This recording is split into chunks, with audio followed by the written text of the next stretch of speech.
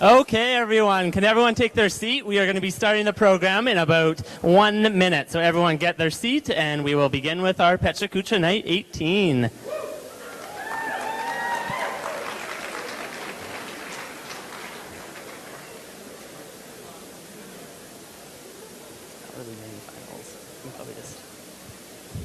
Okay, so welcome everyone to the Metro Cinema at the Garneau Theatre tonight. My name is Ian. And I'm Carrie. And together, we are both thrilled to be co-hosting the 18th edition of Pecha Kucha Night here at the Metro Cinema in Edmonton. We're also both very excited. Yes, please, cheers. We're also both very excited to be the new members of the Next Gen Committee, as well as the new co-chairs of the Pecha Kucha Night Working Group. We would also like to give a huge thanks to all of you, the audience, for joining us here tonight. We're excited to have Pecha Kucha back at this amazing venue, and we hope that the presenters, along with our hosting, give everyone a fantastic evening to enjoy. Can we first please get a show of hands for those guests who have never attended a Pecha Kucha Night in Edmonton? Ooh, awesome. Right. That's great. Welcome to all of you. We love to have new guests, and that means that all of our returning guests are doing a really great job of spreading the word. So can we now get a show of hands for how many people who've only attended one Pecha Kucha before? Great. How about more than 3? A few more. More than 7? Well, there's a few. And is there anyone here tonight that has attended every single one of the Pecha Kucha nights here in Edmonton? Maybe you can stand. Can we get those people to stand, please, and give them a huge round of applause?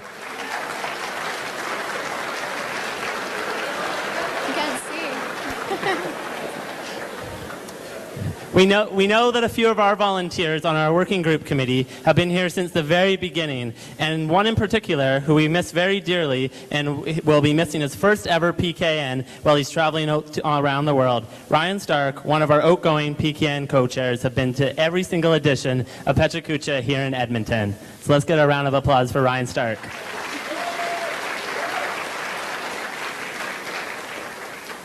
So I know that over the past few weeks, I've been getting lots and lots of questions from people who've never attended a Pecha Kucha night before. These can also challenge our presenters. Beyond live and continue Community of now over 700 cities that host Pecha Kucha nights. Let's get a round of applause for that piece, please.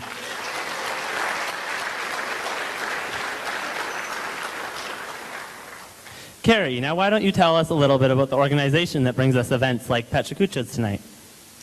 Pecha Kucha was brought to our city by Edmonton's Next Gen. In 2006, the city of Edmonton formed Next Gen as part of an initiative to attract and give voice to the next generation. Edmonton's Next Gen is a hub for connecting people, places, communities, and ideas. We hope events like Pecha Kucha will encourage young people in Edmonton to be leaders in their community and to take action in shaping our city. And if presenting in front of 500 or more people is a big first step for you, trust me, that's perfectly understandable. There are other ways that your voice can be heard and you can positively impact the future of our city. For example, by supporting past and current presenters and by spreading the word about PKN and Edmonton's Next Gen. There are many other projects that Next Gen supports and works on in the community, some of which we'll be covering later on the show. One right now that I would like to bring to you guys' attention is the YEG for LRT campaign. So this is one of the #1, yes, let's get a huge applause for LRT here. So this is one of the #1 council initiatives for City Council right now. So you can go and follow their campaign at #YEG4LRT and go and grab a pin out in the lobby. But for now, Carrie, how can the audience get engaged this evening other than by enjoying the amazing presentations? One of the easiest ways for everyone to show their support tonight is by joining the PKN conversation on Twitter and by sharing your favorite moments on Instagram and Vine using the hashtag YEGPKN. As well, you might have noticed that we have a cheesy prom-style backdrop in the lobby area, and we're encouraging everyone to take some selfies or group photos out there and upload those to social media as well. We are also live streaming tonight's events for those guests who are unable to join us here at the Metro Cinema, and we would like to give a huge thanks to Dustin LaFleur at the City of Edmonton and our good friends at the Edmonton Journal for helping us set this up for PKN 18.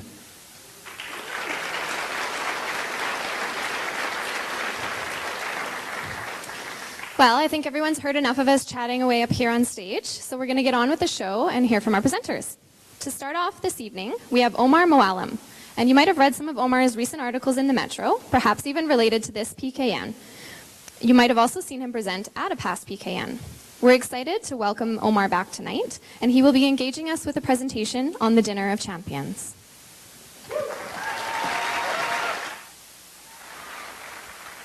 Hello.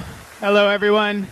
So every August-long weekend, 350,000 people make an annual pilgrimage here to Horilac Park, where we experience a heritage festival, the great diversity of our world, on a plate or in a bag, and preferably on a stick. Food is how we understand our populations, but it also leaves me thinking about Edmontonians and what our staple food is. Some think it's the green onion cake, and why not? It's novel to outsiders, it's friggin' delicious, but the green onion cake has limitations. For one, outside of outdoor festivals, it's rarely sought after as the main dish, and it's hard to find a green onion cake after 8 p.m. outside of Chinatown. So what then is the Dinner of Champions? I think it's this.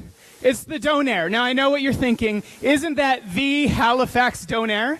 But Edmontonians have embraced this like no other city in Canada. According to Google Maps, there are 95 restaurants in Edmonton with donair in the name, compared to 21 in Halifax, and that's just with donair in the name.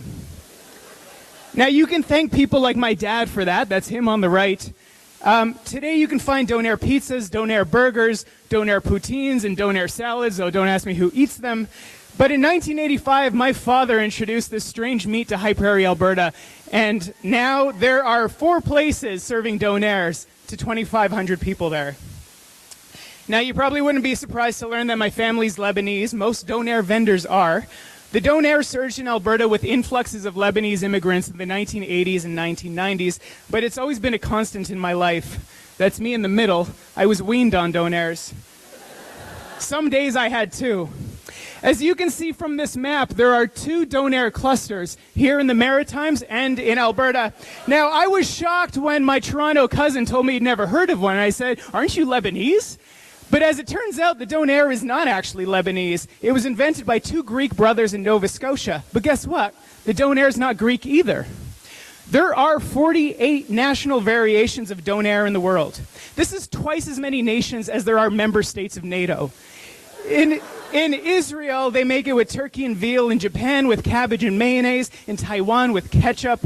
Some nations call it a kebab or shawarma. It comes in various names. Most people might know it as the gyro. This is the most popular of the donair varieties. You'll be hard-pressed to find a donair in Manhattan, but there's probably a gyro stand on every other block.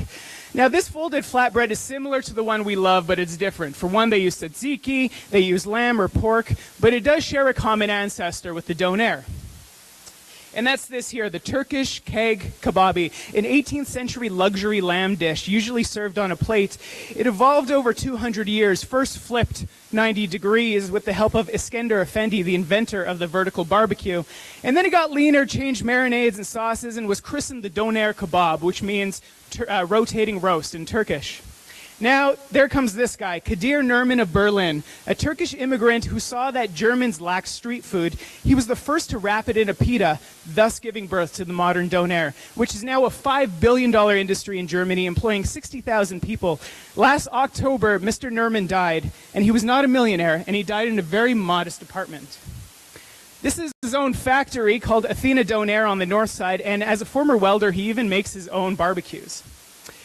That's his freezer on a typical Monday morning. He wholesales to 300 restaurants in Alberta alone, and that's not counting the restaurants that get his product through third-party distribution.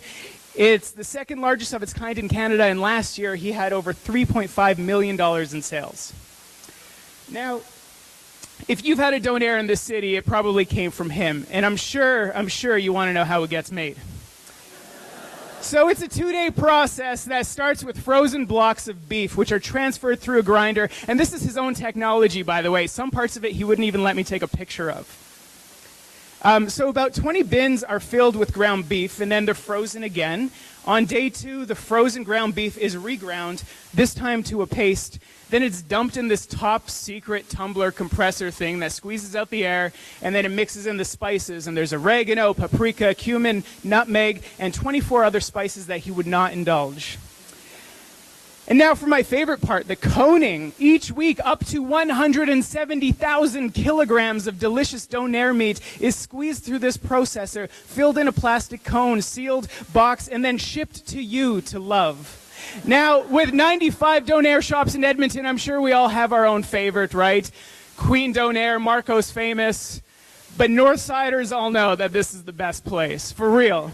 And if you don't believe me, in 2012, Swiss Donair didn't have just the top-rated Donair restaurant on Urban Spoon. It had the top-rated Edmonton restaurant on Urban Spoon. Okay? Now, it's hard to know what they do better. It's not the meat. The meat comes from Athena. Maybe it's the Swiss cheese. Maybe it's that special sweet sauce. Maybe their vegetables are fresher. What I do know is that all that art and science, all that love that goes in, if you skip this next critical. Now, grilling a donair before it's served is official Health Canada regulation. The reason? 2 E. coli outbreaks in Calgary in 2004 and Edmonton in 2006. What did they both have in common? Both years, the city's hockey teams made it to the Stanley Cup Finals. And I'm not kidding, celebratory fans put so much stress on the local donair shops that vendors were forced to undercook the meat. Now, E. coli is a rarity. Instead, it usually ends up like this. Savored, relished, beloved. I don't know this little girl, but I do know that her parents are good people for introducing her to Edmonton's favorite food so young, and I hope that, just as it was for me, that the donair will also be a constant in her. The co-founder of Lone Pine Apparel, and will be giving some insight on using conscious commerce to combat homelessness.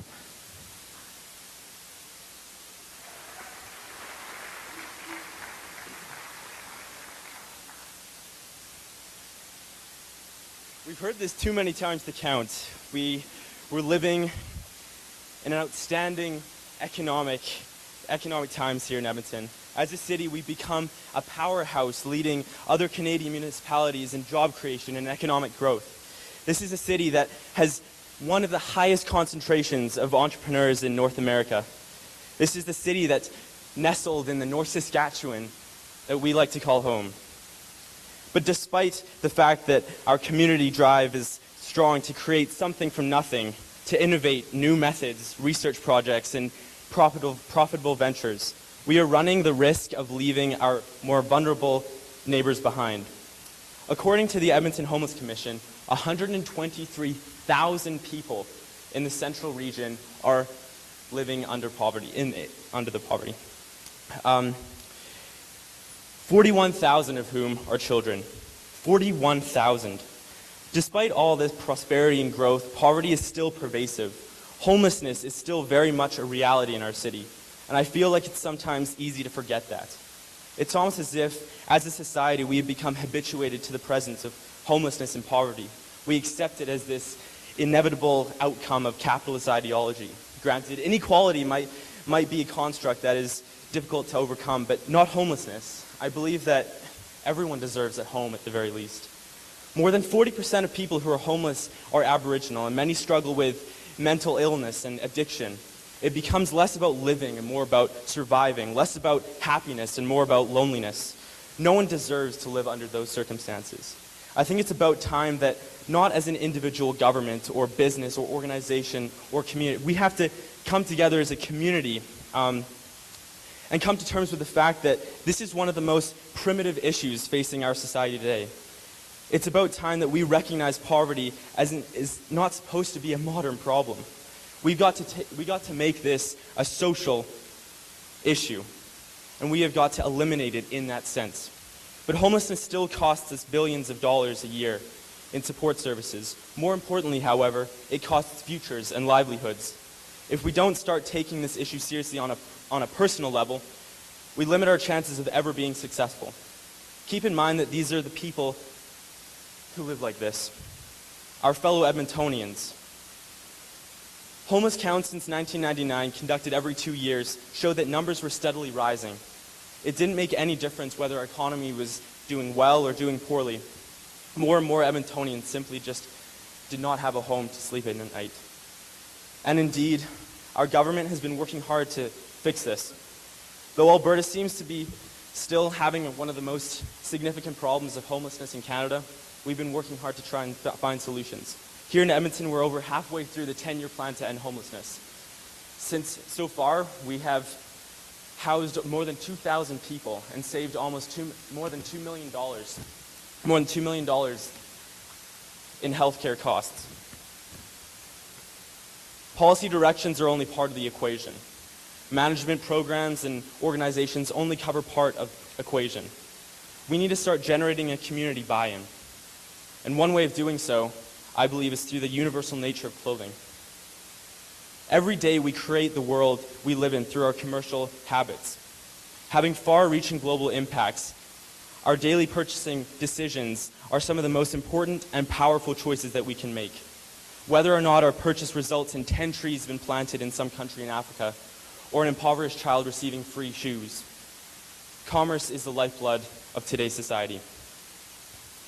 And I believe that the social element, the way we are going to garner community support to end homelessness, is not going to be around asking for donations or spending excessive amounts on public awareness campaigns. It's going to be through encouraging people to consider where their dollars go, and then providing them with a tangible personal opportunity to buy in.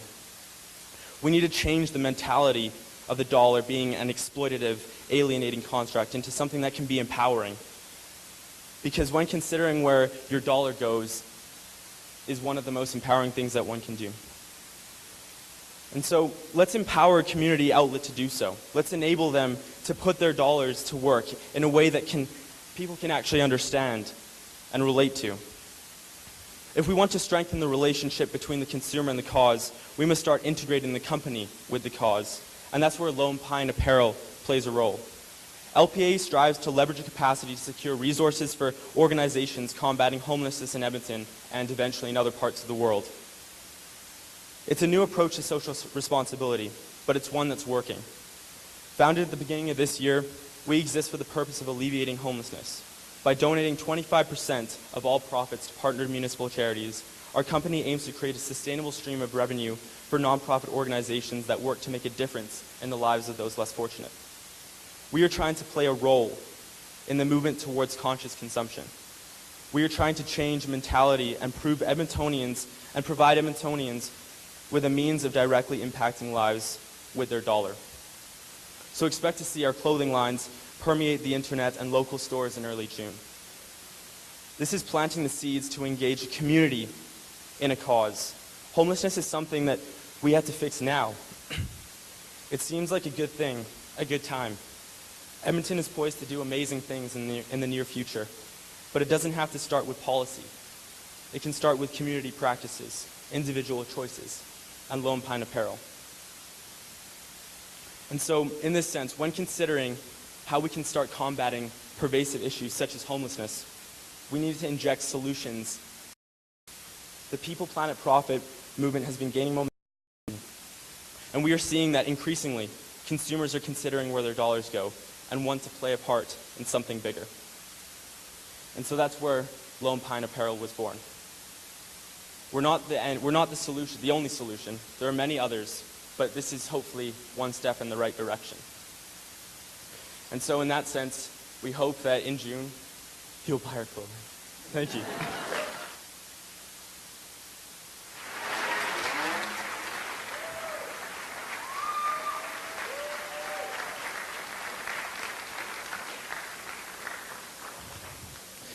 Wow, thank you, Ron, for that very powerful and insightful presentation. These have both been so amazing and creative presentations, so you better be expecting more of those for the rest of the evening because, trust me, they're going to be all just at that level.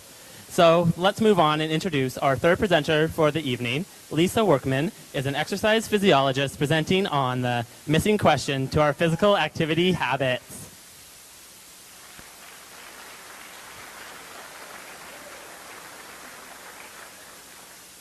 Let me ask you a question. How much time today were you sitting? A lot, a lot. So stand up. Join me. Stand up, stand up. Everyone stand up. And when you're ready, let's start to clap. Clap, clap, clap. Nice. This is what I call active applause or a standing ovation. Have a seat. Have a seat. I'm here tonight to talk to you about my passion. I've dedicated my career and my life to this, is getting people to move. And not in the realty sense, but getting people physically active. Physical activity has been engineered out of our day-to-day lives.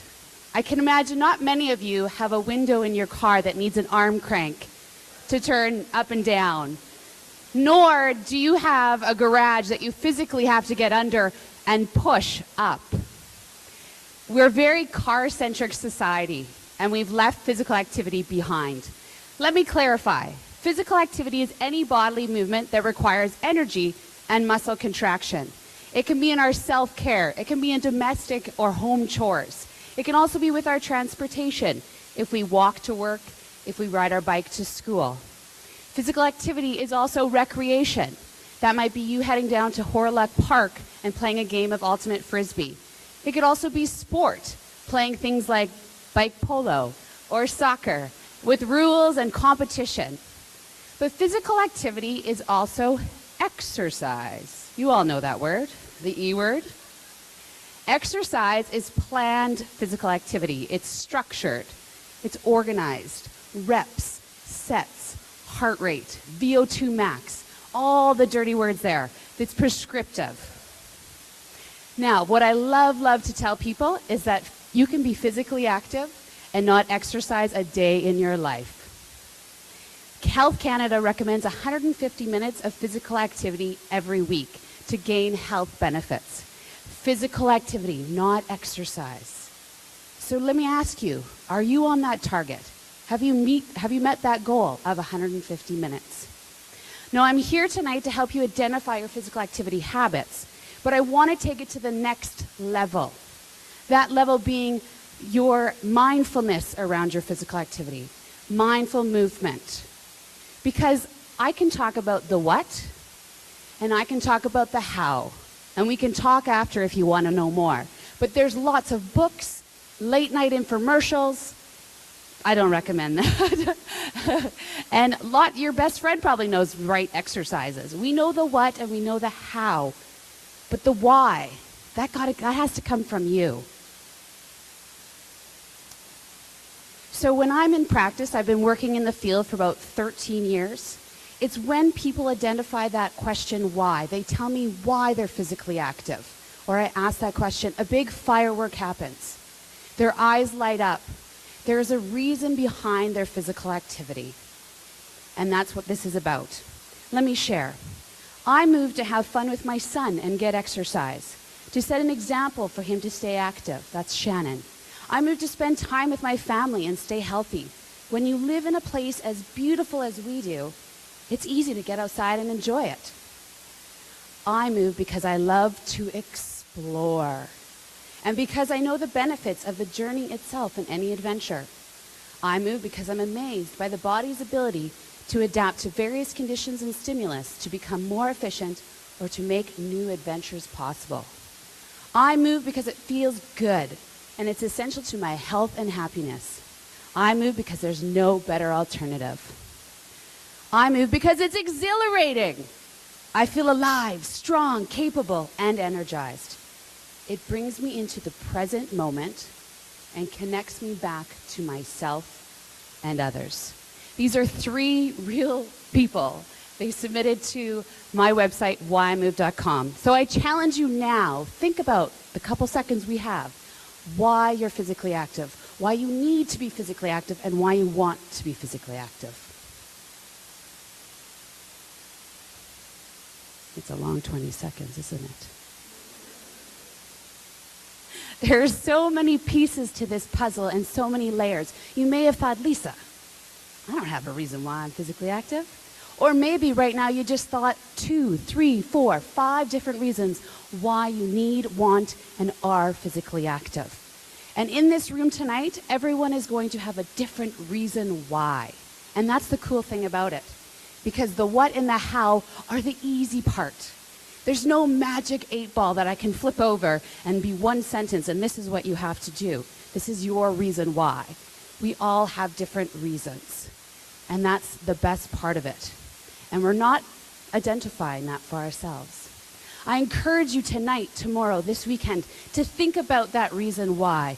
Because truly, you don't need endless time and perfect conditions. Do it now and watch your heart start beating. Yes, literally, your heart will start beating because once you become mindful of your physical activity, you're more likely to do it. I'd like to replicate myself. If you haven't noticed, there is a bun in the oven here.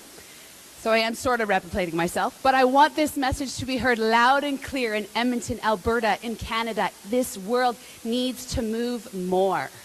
We need physical activity. And you know what, guys in the room? Don't you want to be this guy dancing with his daughter on her wedding day? You deserve to be physically healthy. You deserve to live your best physical life. Now, I don't recommend figuring out your why at Commonwealth Stadium. You will see why. This Rough Rider fan really shouldn't have found out why at that point. However, please come on over to my website. It's whyimove.com. Come for some inspiration. Come for the stories. And if you have a reason why, please share it with me because the world needs to hear your reason why. It's important. Because if we're going to get moving in this world, you got to ask that question why. Please stand up, some active applause. I can't leave without keeping you moving. Come on, active applause.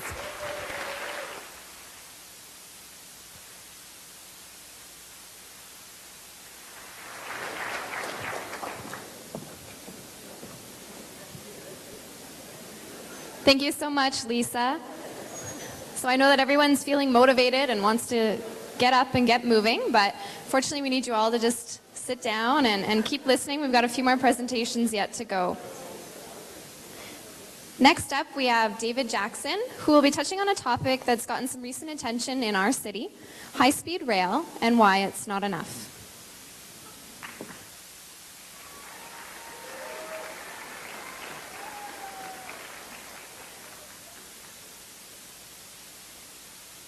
There was a time in this fair land when the passenger train almost didn't run. Twice a week, a train leaves Toronto Union Station bound for Vancouver's Pacific Central Station. Along the way, it stops in Edmonton, up in the middle of nowhere along 121st Street. Believe it or not, that train takes 5.5 hours to go out to Jasper and costs over $200 return. We, the taxpayers, we built the highways, we built the airports, we even gave the freight railways money to get going. We even owned one once upon a time. And you'd think in this day and age the passenger train would be faster than driving. And then you've got those winter weather conditions on Highway 2 and de-icing delays at the international airport.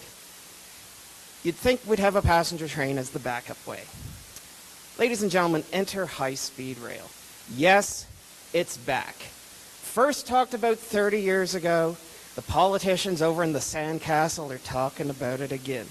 And a new generation gets to hear about the awesome speeds and productivity gains that we'll get.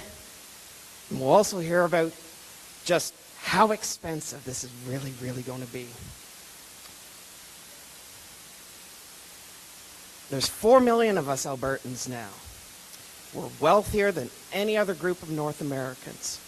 Our numbers of young people have grown, but proportionately in the big cities, the numbers of young people picking up a driver's license has actually dropped, surprisingly enough. And who can blame them? I mean, owning a car is an expensive proposition. And then you got to take a look at our senior citizens population. It's about to explode. They want to live a healthy and happy and active lifestyle, but at a certain point, Martha and Henry just really shouldn't be pulling out on Highway 2 because, you know, The number of trips on Highway 2, according to the government, they're about to triple.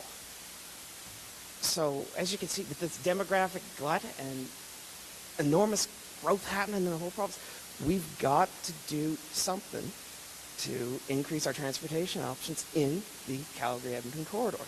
Now you're probably wondering, how much is this going to cost? Well, I checked with the Van Horn Institute, a respected transportation think tank down in Calgary, and they've costed this out, and they figure for $5 billion, we can have 320 kilometer an hour high-speed rail service getting you downtown to downtown in an hour and 35 minutes or less. Now that sounds like a bargain for $5 billion. Now, other people think that for $40 billion, we can build a bridge between downtown and downtown and run 500-kilometer maglev. But, you know, the French already figured this out, and they have Alstom and their TGV can already do the maglev speed, so I don't think anyone's really seriously considering building a bridge. Now, if I know the politicians, they're going to mess this up. We're going to get stuck with a slow train, spend $2 to $3 billion rebuilding the CPR corridor. The train's going to do 140K, stop at every little town along the way. There's no downtown station, and we'll be no better off because we can still drive the corridor in the same amount of time. Or would we? You see, we have a growing commuter shed in Edmonton and Calgary, stretching out Leduc, Wetaskiwin, Olds Airdrie. And what can I say? If we go setting up high-speed rail, those commuter cities bypassed by the awesome speeds will speak up and demand commuter trains to the cores. It just seems like a logical progression. And then we have to think about our international tourist destinations. Banff, Jasper, Drumheller. We can't fly 737s into those locations, right? So we're going to have to work with the freight railways to get the speeds up on those trains so that we can enable daily round-trip service out to the mountains. I've talked about a downtown Edmonton station. Having a station in Edmonton's downtown is critical and important to be able to drive passenger demand to the service. Having it stop out in the middle of nowhere in the suburbs and coming on in later, it's just not going to work. Fortunately, the Royal Alberta Museum was designed to have a train station added on, and there is a land option along 109th Street over by the legislature. Ooh. Parking being of critical importance, there will be people needing to drive to some kind of suburban station, and the Edmonton Airport Master Plan does include a stop in the middle of the Aerotropolis Business Park.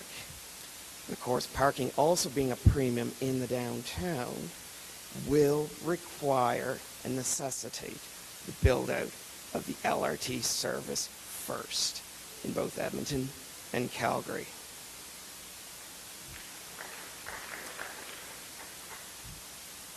$320-kilometer-an-hour high-speed rail for $5 billion seems like a bargain.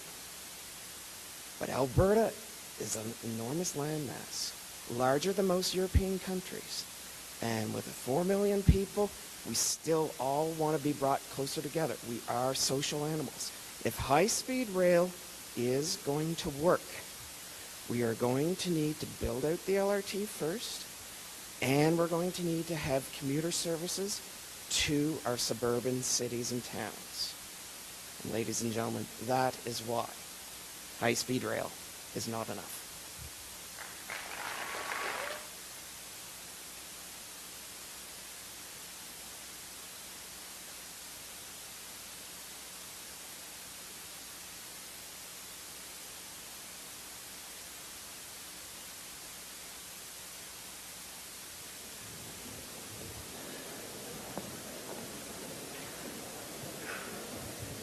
Wonderful. Thank you, David, and to our first few presenters for kicking off our evening tonight.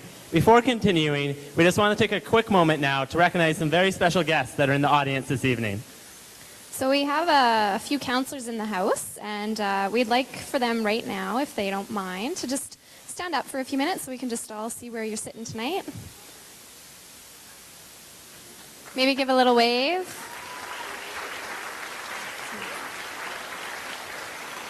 We want to thank all of you for taking the time to attend and support PKN tonight. For those of you who don't know, Councillors Knack and Oshry are currently involved with NextGen as our executive official advisors. And Councillor Walters actually presented on this very stage at PKN 12, I've been told.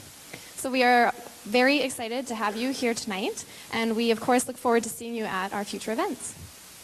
And we would like to thank Mayor Dion Iveson, who is unable to be at this event tonight, but he sends his regrets, and he's going to try to show up later this evening, and he's always been a great supporter of Edmonton Next Gen and Pecha Kucha nights. So thank you, Don.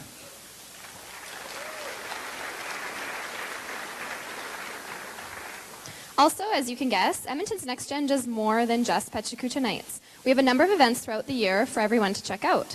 One of the upcoming events that I know the committee is very excited for is being put on by our Ignite working group. The event is called MEAT, which is spelled M-E-A-E-T, and is about bringing together innovative ideas and people to collaborate in a meal setting. A portion of the ticket sales from this event will go towards microfunding one of the local nonprofit initiatives or personal projects as voted on by the attendees. This innovative event is taking place on April 3rd and will be microfunding with a little twist. Dark meat based on the Dine in the Dark concept currently taking place at restaurants across the world and nationally in Montreal and Toronto. Keep an eye out for more details on this event at meat.com. You can also get more details on other upcoming NextGen events at edmontonnextgen.ca or by visiting the NextGen booth in the lobby during the intermission or after the show. We have a group of volunteers there who would be more than happy to talk with you about what we're doing in the community and how you can get involved. Now let's continue on with our first part of the show. Next up is Robin Jacobson with the Clean Air Strategic Alliance, here to present on Building Consensus for a Sustainable Future.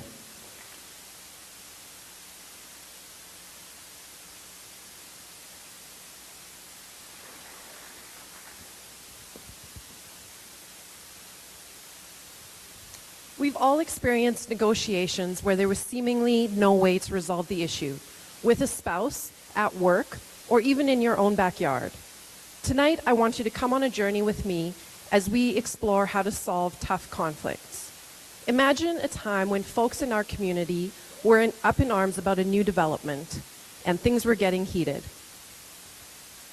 Standoffs like this are not always the best solution, but when you're involved in a conflict, it's easy to lose perspective. Conflicts are complicated with lots of people involved, often with different points of view. How do you deal with these differences? It's difficult even to know how to start. And to top off all this complexity, there's a sense of fear and anxiety about how this issue can possibly be resolved. How will I make sure my voice is heard? What if some people have more influence over the outcome than me? What if I don't get what I want? What if I can't help make things better? In our community, these were all very real concerns considering who we were up against. I felt that industry would do and say anything to get what they wanted. Why should they care about our community? They could just trample on us and move on. They probably thought we were a bunch of tree-hugging hippies anyway. There didn't seem to be a clear path forward, but as the issue escalated, the politicians started to feel the heat. They became more and more interested in finding a solution that met everybody's interests, something that everyone could live with. So they called a meeting. They wanted to find a solution to this conflict. Groups from all points of view were invited to the negotiation, and we were told that our decisions would be interest-based, reached by consensus through collaborative dialogue. With all the perspectives at the table, I had no idea how that was going to work. At our first meeting, I was nervous. I didn't know the people around the table, and I wasn't convinced that they were open to hearing what I really had to say or trying to understand my concerns. I certainly wasn't ready to share anything and tell them why I was really there. I felt like others were holding their cards close to their chests as well. I felt that we were headed down a path where there would be winners and losers. In fact, I felt like I was about to be someone's dinner. People were digging in their heels and being positional. Our meetings were becoming adversarial, with people misleading each other, concealing relevant information, and using threats and arguments to win. We were lost. Our discussions weren't productive, and no one seemed to know where to go or how to get there. We had to change the game. And to change the game, we had to change the frame. We had to change the way we were approaching the conflict. To make this work, we had to step back from the situation and look at it with fresh eyes. How are we going to work collaboratively? What did that even mean?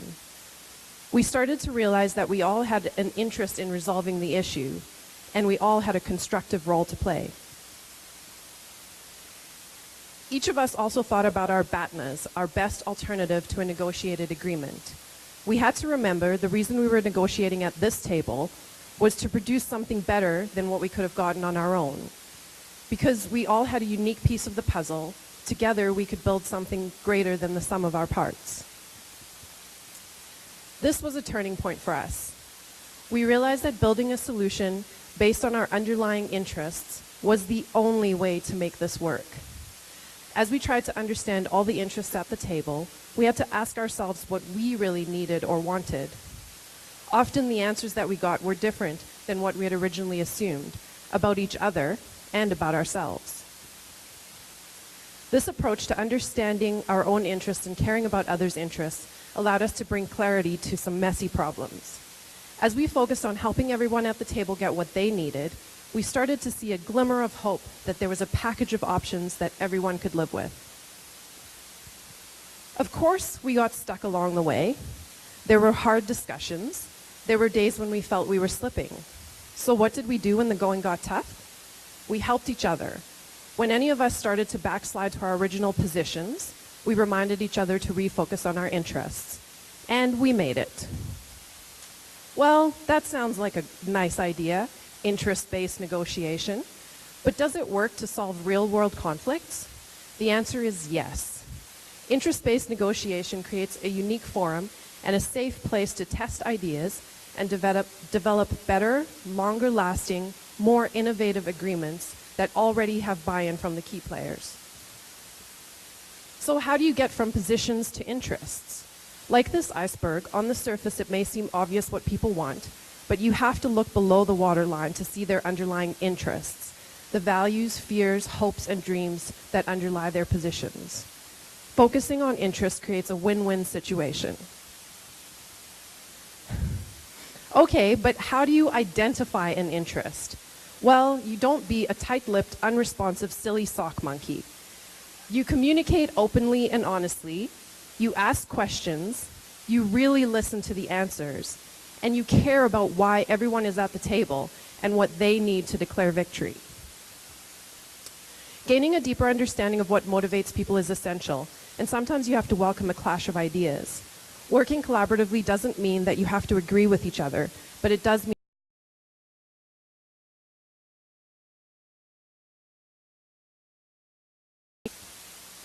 a part of this process is harnessing the creative energy of the group.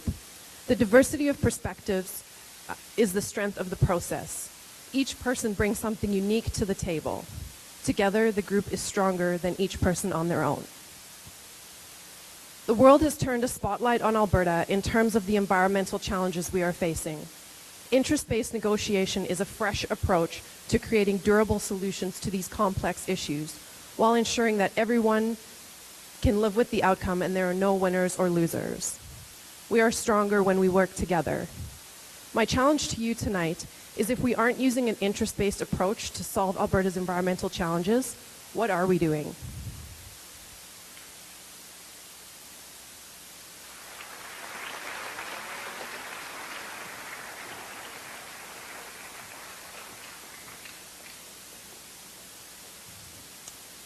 Great. Thank you, Robin, for sharing your journey with us.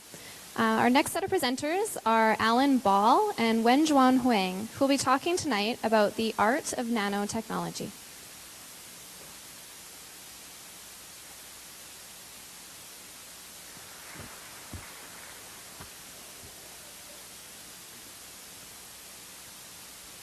Hi, everyone. Good evening. In our presentation this evening, Wayne Xuan and I will unpack a collaborative research project entitled Consumption, the Art of Nanotechnology, and it describes how we developed, created and installed a large-scale site-specific mural in the Z.D. Jensen Room at the National Institute for Nanotechnology at the U of A. Hi, my name is Wen Juan. I'm a postdoc at University of Alberta at National Institute for Nanotechnology. My research interest is computational chemistry, which using supercomputers to simulate biological and chemical reactions in nature. I'm Alan Ball. I'm an associate professor in painting at the University of Alberta. And this is a slide of a recent exhibition of mine at the Gallery 501 in Sherwood Park. My work is primarily about extending the practice of painting into public art projects. Wayne Xuan and I developed this most recent public art project directly from my 2012 and 2013 appointment as a scholar in residence in arts research at the National Institute for Nanotechnology. It was funded by the Office of the Vice President of Research at the U of A. My original research proposal was entitled Imagining Nanotechnology in Public Spaces, and it interrogated two questions about how scientists, researchers interpret their data visually, and also how an artist could help to visualize these new images in the public imagination. A central component of my residency was the development of collaborative relationships with a broad range of researchers at the National Institute of Nanotechnology, and that's how I met Wayne Xuan. Unfortunately, tuberculosis has been around for a very long time and has been called by many different names, including white plague and consumption. This which makes a reference to all the consumption effect of the illness. The entitle our mural called Consumption for this reason. And today, tuberculosis infects millions of people around the world. But in this map showed the source from the World Health Organization reveals a specific rate of the incidence. Scientists like myself are investigating thousands of these pathogenic proteins in order to understand their biological functions. Using the scientific computer software, I created this image that reveals the state of UDP glycoparanose mutase, an essential enzyme in the formation of the bacterial cell wall of the pathogen causing the tuberculosis. Through our initial discussions, I found out that Wayne Xuan is also an award-winning artist in her own right and has practiced traditional Chinese ink and wash paintings for many years. This is one of her works on paper using brush and ink, and she initially developed an interest in visual art from her father, who was also a professional practicing painter in China. And once we decided upon the consumption image, we spent some time looking at many sites around the Institute to choose a specific location for this mural. We thought this unfurnished brick wall at Z.D. Jensen Room was perfect, since it was on the main floor in the Institute and visible by the general public from outside of the building. It was very important to ensure that my original computer-generated model was accurately represented. You could consider our work a method, a sophisticated form of painting by numbers. However, we did allow ourselves the opportunity to make our own individual subjective decision in regards to the color of the individual protein segments. As the wall was 22 foot long and 14 foot high, and for the sake of accuracy, we had the image consumption printed digitally onto a vinyl substrate. And as you can see from these slides, we painted the image flat on the floor while masking out the areas that were to be left unpainted. We decided to use acrylic medium since they are fast-drying, colour fast and flexible. And we spent many weeks during the summer of 2013 painting this mural in the undergraduate painting studio at the University of Alberta under Hub Mall. And once we finish it, we simply roll up the vinyl sheets ready and for installation. We designed an invisible hanging system to take advantage of the architectural drop ceiling in the Z.D. Jensen Room. There are grommets affixed at 1 foot intervals along the entire top edge of the mural. We also installed brick hangers at identical 1 foot intervals and simply hung the mural like a giant shower curtain.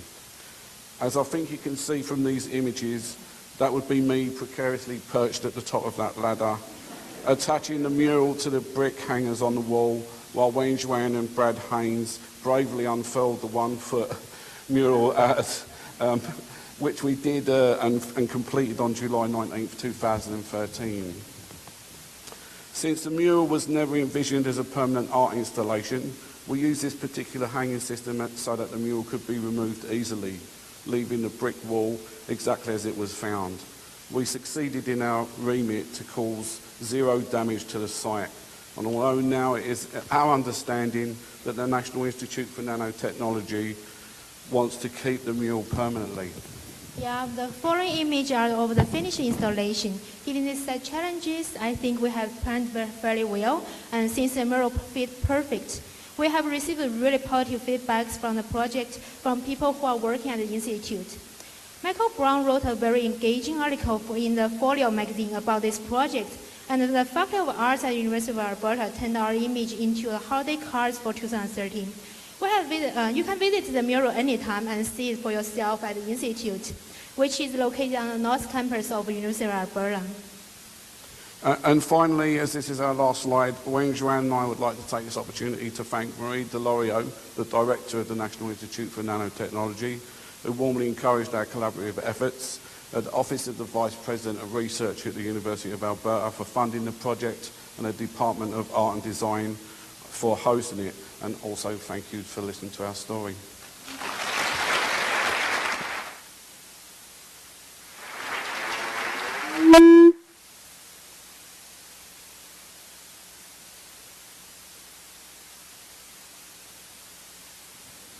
Thank you both for that presentation. I think it's a beautiful success story and just one example of what can happen when science and art collide. Our final presenter before the break is Amy Barber, who's a PhD candidate in Edmonton. And we think that she will keep your attention with her presentation, From Brothels to Love Hotels, Reimagining Sexualized Space.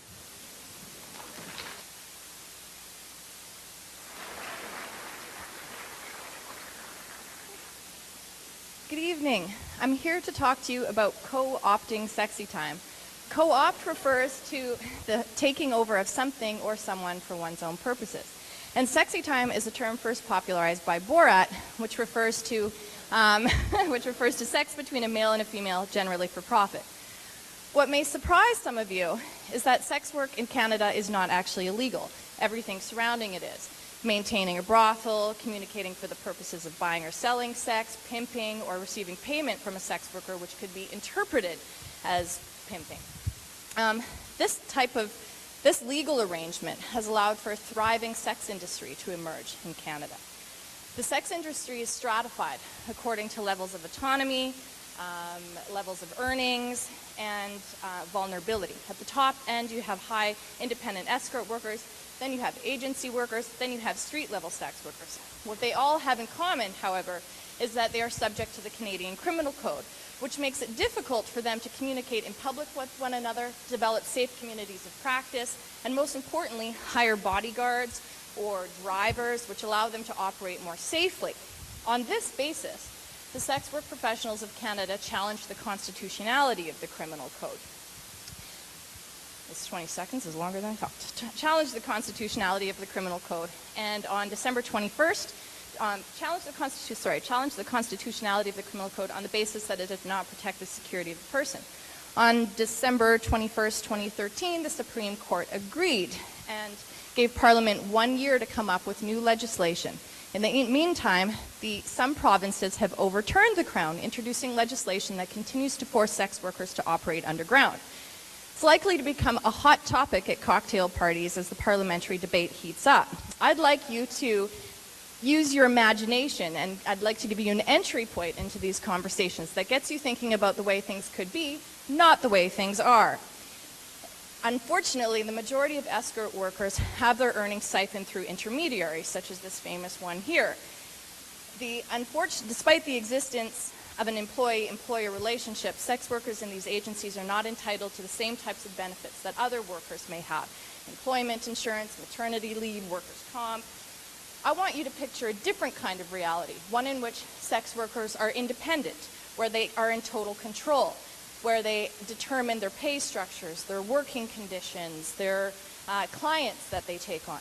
Appreciating or recognizing this possibility requires that we appreciate two central arguments that sex workers' rights advocates claim. First is that sex work is works. It's a form of labor, maybe not like all the other forms of labor, but focusing on this aspect lets us think about working conditions and the possibilities for unionization even. The second central argument that sex workers' rights advocates want us to understand is that sex work is not trafficking. While coercion certainly does exist in some instances, it is not the sole reason why sex workers enter the industry.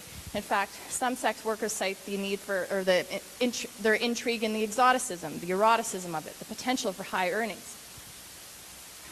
We can recognize their argument, appreciate their arguments, and recognize the potential for a new reality by amending the criminal code to allow for workers' cooperative brothels. A workers' cooperative is basically a business run and operated by the workers themselves. It functions democratically. One worker, one vote. Allowing for this kind of system would eliminate the exploitive intermediary. It would allow sex workers to develop their management and financial capacities as they manage their businesses in their own independent and autonomous fashion.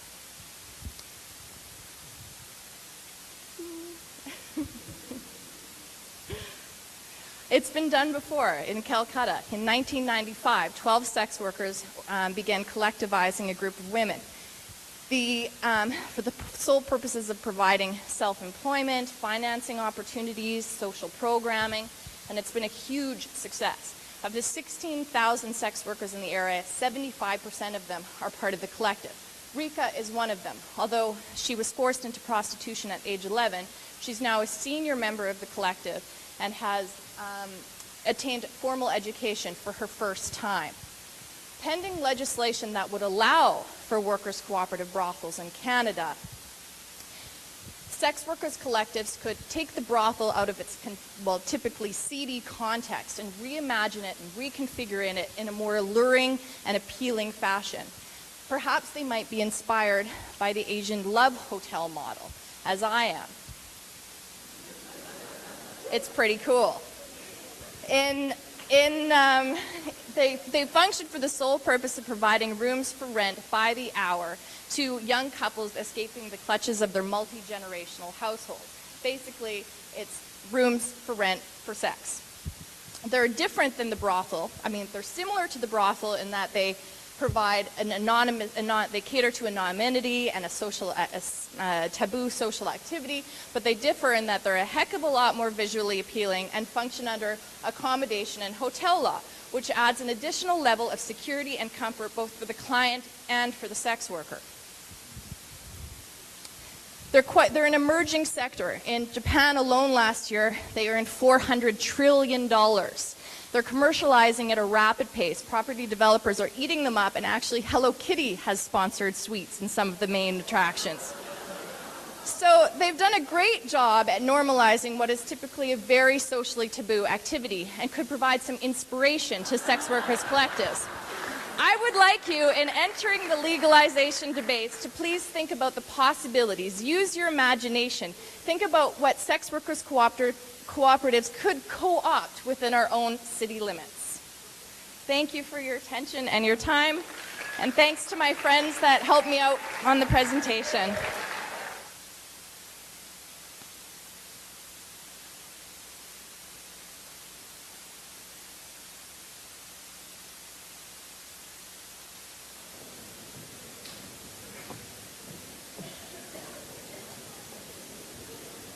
Wow, thank you, Amy. That was very interesting and really opened up my eyes. That concludes our first round of presentations for the evening. Let's get another huge round of applause for everyone.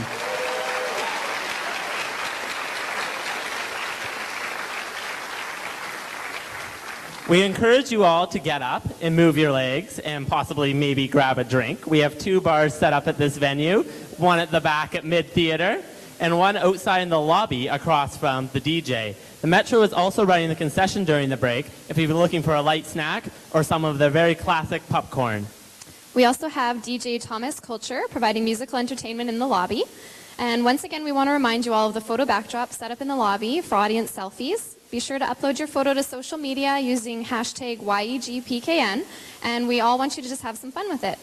And don't forget, most importantly, to chat with some new people, share your thoughts about the presentation so far, and meet us back here in 30 minutes at approximately 9:05 for the second half of the show. See you soon.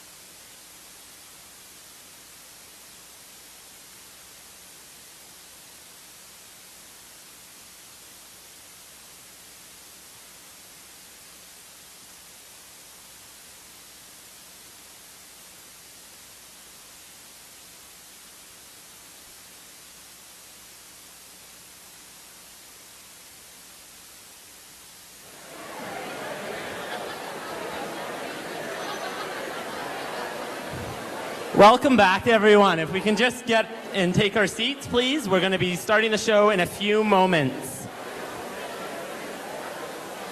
We're gonna have to wait. Yeah. I have to swallow my gummy and What? I have gum in my mouth. Oh, no.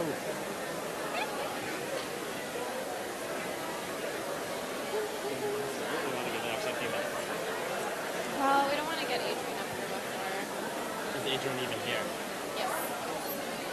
All right. The music stopped, so.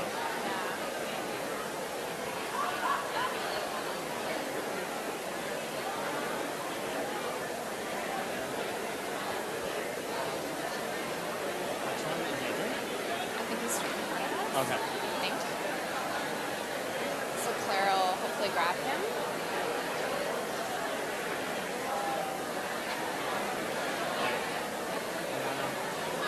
Most people are filtering back in. Maybe just wait for these guys to sit in the front row and then we'll go. He's going to start with Riho. I'm not going to say that.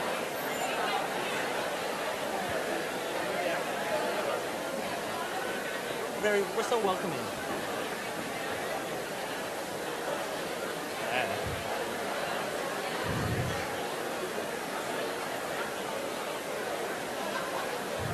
Okay, welcome back, everyone. We all hope that you had a great break and got a chance to chat with some new people, grab a drink, and maybe even some of the presenters during the intermission. We're going to get right back into the swing of things, so we just ask for everyone to just try to settle down just a little bit here before our next presenter comes up. We have a local artist, Adrian J.A. Loudon, and he's going to be presenting tonight on graffiti. So if everyone give him a warm round of applause.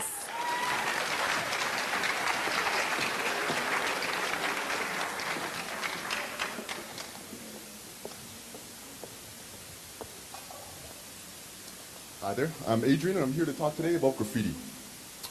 This is an image that was found on a cave wall in Lascaux, France. This was painted by some of the first early humans, and it's an image of what they'd see every day, something they're thinking about a lot. Some people call this the first example of graffiti because technically they didn't own the caves. It's a fine line there. So we actually learned a lot about early people from some of the graffiti we find. Now this is graffiti from Pompeii in Rome. And Pompeii was known for having a relatively hedonistic culture, and that's reflected in their graffiti. So some sexual images, definitely. Also some references to brothels, like the presentation earlier. So there's advertisements, things like that.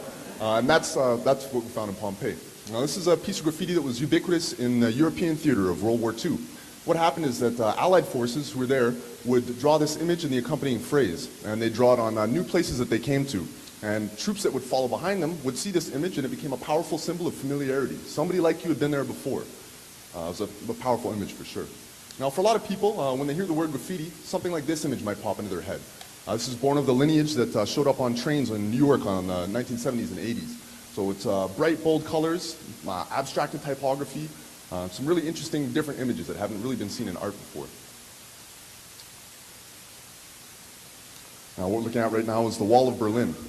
You can see that the graffiti here is densely packed, and I think that's something interesting to notice. There's a lot of people with something to say and not a lot of room to say it in. A lot of the graffiti is political. Some of it is just people writing their names. But there's a lot of stories per square inch on this wall.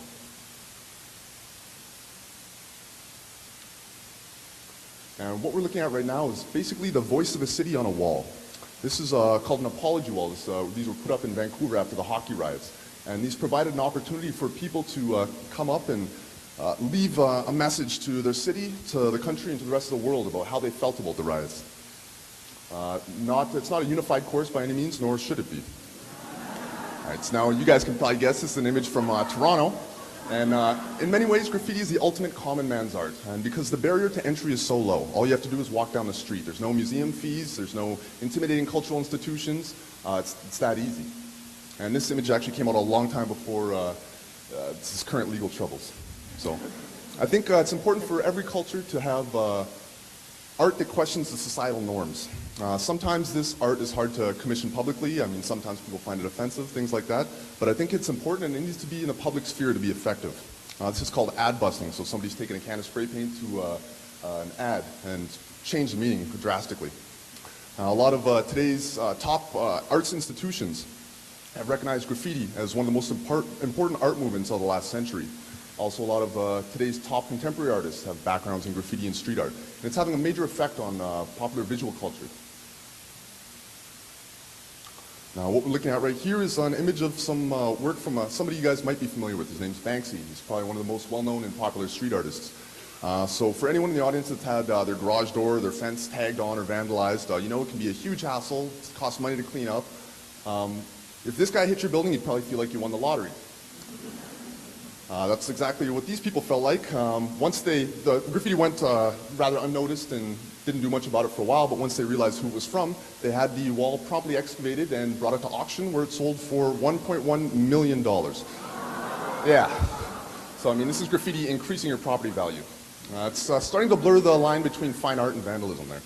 And what we're looking at right now is a drainage ditch in LA. Obviously and understandably, not a lot of public arts funding is coming to an area like this. But some people call this their backyard. Unfortunately for them, there are people willing to risk their freedom and their safety to paint monumental pieces of artwork. You can see it off Google Earth. And this is for no personal monetary gain for the artist. What we're looking at right now is one of Edmonton's finest. This is one of the interesting things that can start to happen when we find a middle ground. This is actually one of 2 legal spaces in Edmonton where people are allowed to come and put whatever type of art they like. So this is a portrait of Bruce Lee, and I guess he took a liking to it. And he's a really nice guy, too. And what we're looking at here is a piece from the Roman Colosseum. Graffiti's been around for a long time, like I said. Some people would argue it's been with us since the beginning. One of the interesting things you can see in this image is that signatures dated from the 1700s are next to signatures from 1938, say. And that's just what we can see in this grainy photograph. So imagine the history, imagine the stories per square inch on that rock.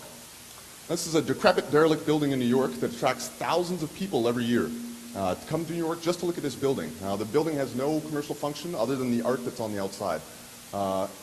It's beautiful, definitely, and it's not costing anybody much money, and it's bringing a lot of people in. It's called 5 Points. And late last year, I was down in Miami for an amazing art festival called Art Basel. It's a huge international festival. It brings a lot of artists and a lot of tourists through the area every year, but one of the most popular parts of Art Basel is the Wynwood District. This is an area that used to be a factory district, mostly forgotten, and it's been basically given over and become an artist and muralist and art lover's paradise. And this is something a little closer to home. This is in Gatineau in Quebec. And they have an award-winning art program there, and what they've done is educate the public about graffiti, who's doing it and what it really means. And so they've made some major advances there, and now they're spending money making artwork instead of trying to clean it up. This again is at the local legal wall in Edmonton here, and again, education is so important. A lot of people tend to fear graffiti or think certain things about it because they think maybe it's gang related or things like that. The Edmonton police will tell you that less than 2% of graffiti in Edmonton is related to gangs. This is something I painted, and if I am a gangster, I'm the nerdiest gangster ever. All right, now this is a piece that was widely circulated on social media. This is, again, that showed up on the legal art space in Edmonton here shortly before a provincial election. Now this is in reference to the Wild Rose Party. They have a leader who made some unpopular political decisions, and she was attacked on the wall, basically. So again, I just want to emphasize that graffiti, when done well, can be really beautiful. It can bring amazing quality art to forgotten spaces that often get left behind. Also, it can become the voice of a city, a revolutionary voice or a reconciliatory voice. It can also tell us about who we used to be and who we will be in the future. And so the writing on the wall is part of who we are, and it's here to stay. We need it. Thanks so much for your time. Thank you.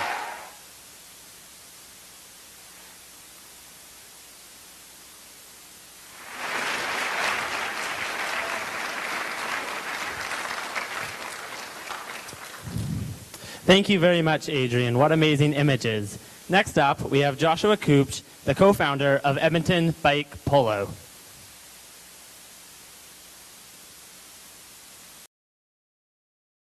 Hi, my name is Josh, and I play bike polo. I see some polite smiles and nods. You might have an image in your head, something like this, but you're probably wondering, what the hell is bike polo? Bike polo is actually over 100 years old. It was developed as an alternative to horse polo for the less wealthy, but the 100-year-old game is still a little bit waspy, played on grass with wooden mallets. This is hardcore bike polo, which is what I'm here to talk about today, and I'm going to tell you, hopefully everything you need to know about bike polo to get involved, play, watch, just give you an intro to bike polo. First of all, you need a bike. Pretty much any bike will do, as long as it's safe to ride around other people in close quarters. You don't want to bring your Mad Max chopper to the court and cut people up or anything. Most bikes developed more specifically for bike polo have one small single gear and maybe some wheel covers. Next, you need a mallet. When we started bike polo in Edmonton about 5 years ago, we were making our own mallets out of old ski poles and gas pipe cutoffs that we reappropriated from unknown construction sites.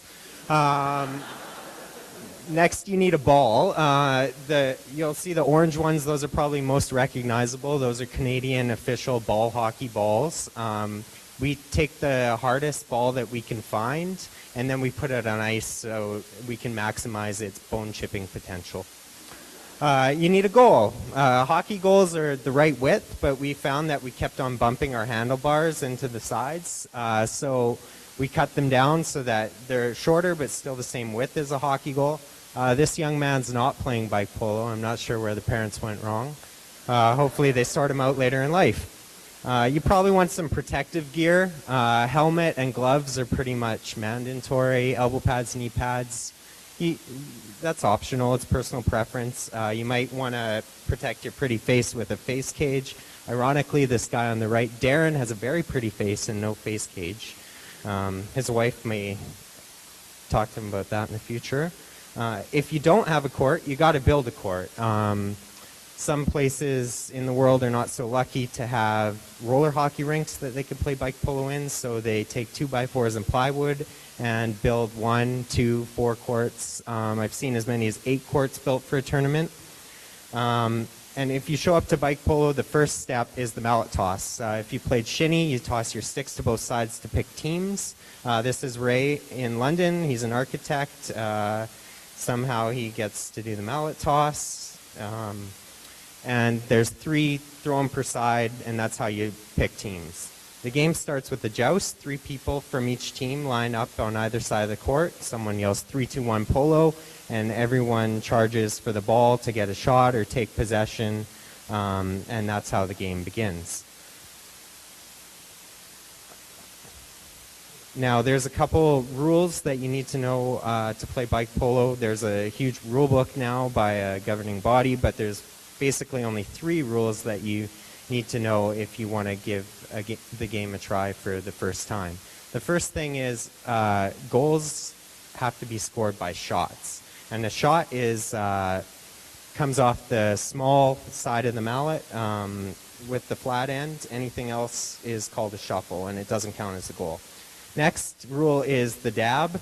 If you touch your foot to the ground, you're out of play. You got to ride to center court to tap back in before you can play again, and you'll probably be heckled as you're doing so.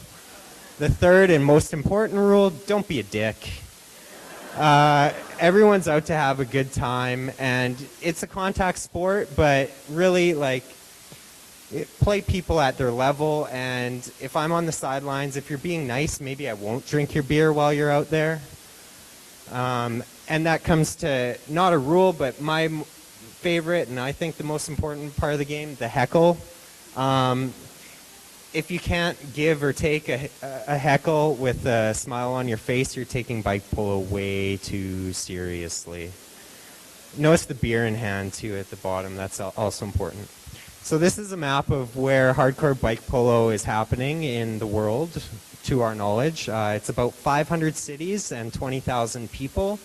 You'll see mostly centered in North America and Europe, but also showing up in Australia, South America, Japan. And the widespread nature of bike polo and how small the community is what really attracts me and keeps me playing it. This is in New York City. It's a place called the Pit, Lower Manhattan. Bike polo is a great way to go to other cities, check out where they play, and get introduced to their city through their eyes. This is called the Dragon Dome. This is in southeast London. It's inside the Herne Hill Velodrome, which was the host of the 1948 Olympics. And this slide makes me question why our indoor velodrome in Edmonton has plans for basketball courts and not a bike polo court in the middle. This is Palais de Tokyo in Paris. It used to be a wading pool or something, so whenever it rains, it takes like a week for it to drain out. So it's not really the greatest solution, but it's got a great location. That's the Eiffel Tower in the upper right. This is also in Paris. It's called Le Piscine. It's an abandoned swimming pool with multi-level. Some great street art. Also not that functional because the bottom is sloped, so one team gets a distinct advantage. But it was a great opportunity for Nike to film a commercial, even though they don't sell any bike polo products.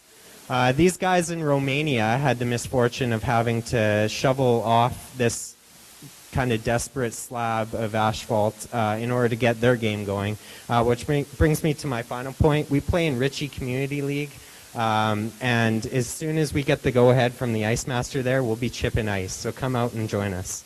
Thanks.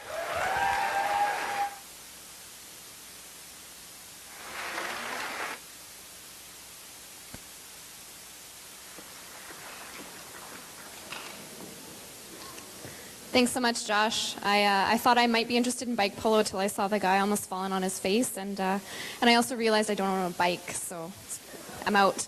Our next presenter tonight is Randy Boissonneau. He's here to talk about literacy around the world and here at home.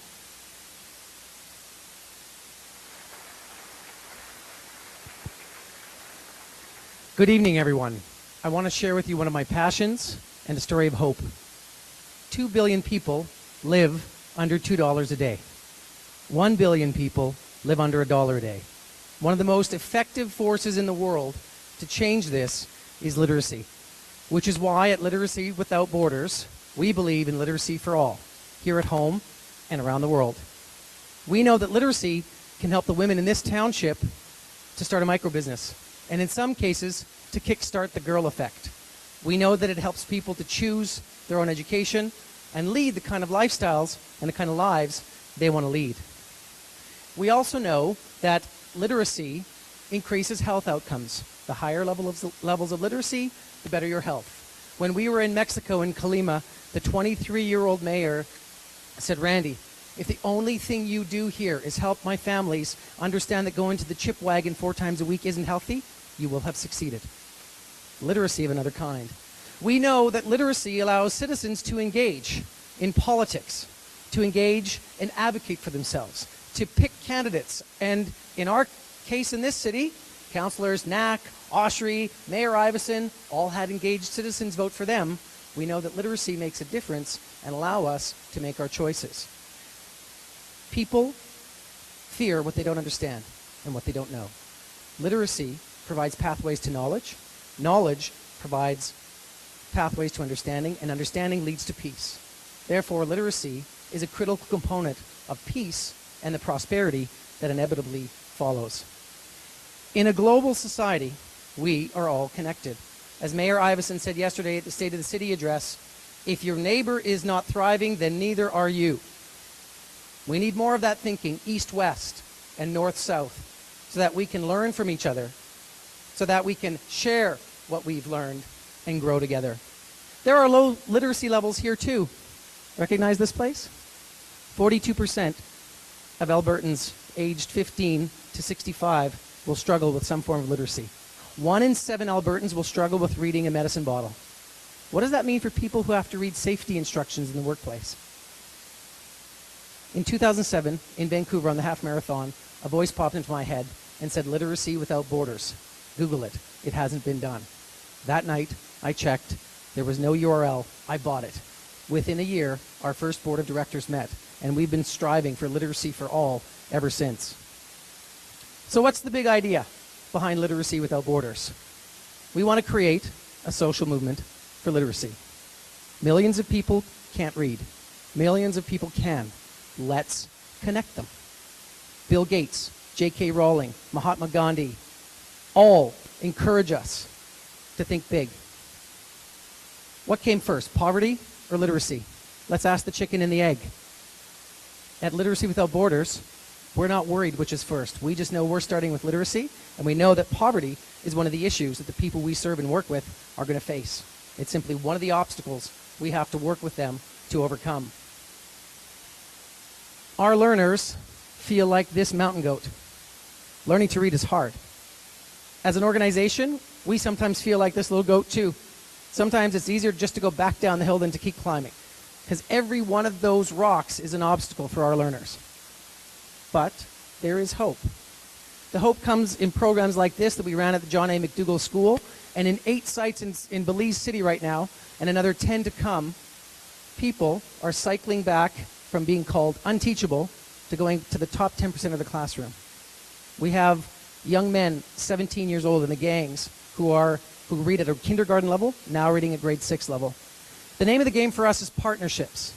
We are a train the trainer model, and our partnerships with the Rotary Club of Edmonton, Rotary Club of Glenora, the 2 clubs in Belize City, and a number of partners here in Edmonton and in Belize have meant that we have been able to do some amazing things to help people learn to read and improve their math skills.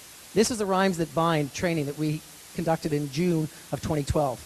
There is now a site like this running every Saturday at the Port Loyola Library, which is right in the heart of gang territory in South Belize. Moms and dads come together, read to their little ones, share parenting skills, and feel like they've done something good for their families, and they're learning every step of the way.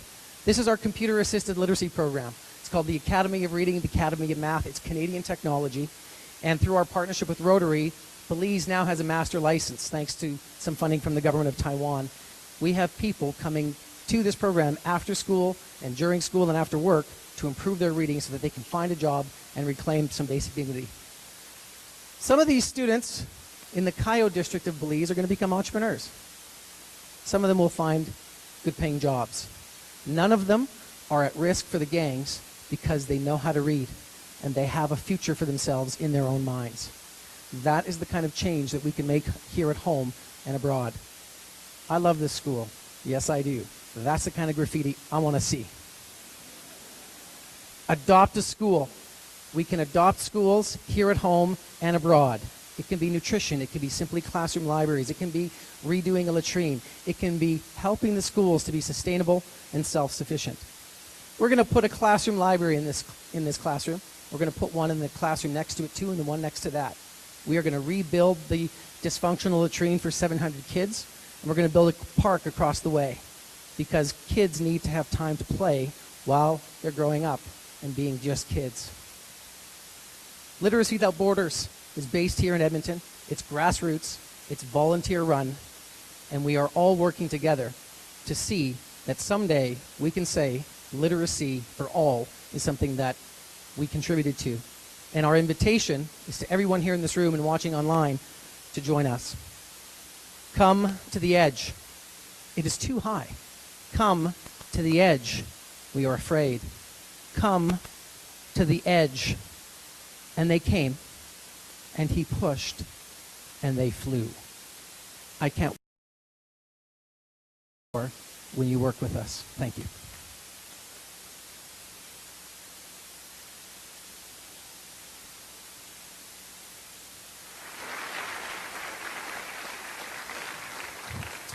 Thank you so much, Randy. It's so wonderful to see such a volunteer-driven and powerful grassroots initiative happening here right in Edmonton.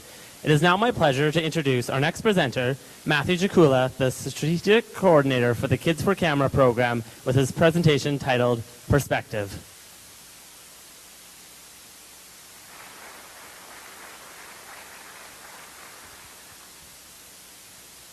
This is our Edmonton. It means something different to each and every one of us. Hundreds of festivals, economic vitality, promising sports teams.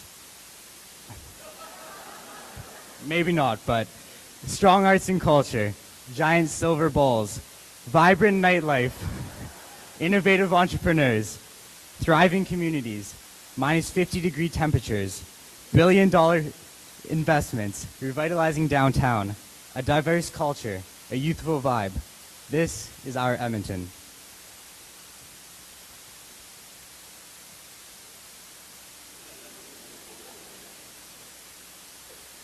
And this is our Edmonton too. Young people smoking weed, hanging out in the river valley, in back alleys, causing trouble, making poor, even illegal choices. This isn't quite the youthful vibe that I was suggesting. How are these youth contributing to our Edmonton?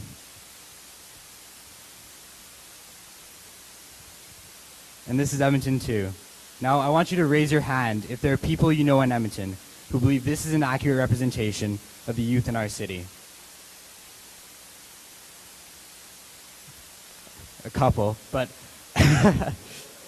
I know if you ask a lot of people this question, like me, there are a lot of people that think this is an accurate representation of youth in our city. We all have very similar views of what at-risk youth look like, possibly because of experience, news, story, perception. There is so much more to at-risk youth's lives than just what we hear in the community. We wanted to see what was happening firsthand, hence Kids for Cameras was established. Kids for Cameras is a not-for-profit organization established to get new and used cameras in the hands of Edmonton's at-risk and homeless youth. In doing so, these youth are given an opportunity to express themselves through creative media, capturing their unique lives and their own perspective on the world around them. Through the Old Strathcona Youth Society, professional photographers are volunteering to teach workshops and work with the youth to develop creative compositions in a variety of forms. In doing so, at-risk youth are trained, offered a marketable skill, and given an outlet for creative expression. Kids for Cameras is currently being run out of the Old Strathcona Youth Society in the heart of White Ave. The co-op, in short, is dedicated to being a non-judgmental, flexible, street-level resource concerned with protecting the safety, self-worth, and dignity of youth. We soon hope to do a major facelift of the co-op to create a more positive presence in our community. In 2013, Kids for Cameras was named as the first finalist in Next Gen's Ideas for Edmonton competition. Since the end of this competition, we have received an outpouring amount of support from Edmontonians. It seemed like a good idea according to many Edmontonians, but the million-dollar question is what we found worth it. And this is what we found. Youth are very talented, whether it may be photography, design, or performance. Their talents are captured in the lens. We want to display their talents, and by giving these youth an opportunity to capture their work, it allows for them to have the freedom of self-expression and the means to grapple with their circumstances in a creative way.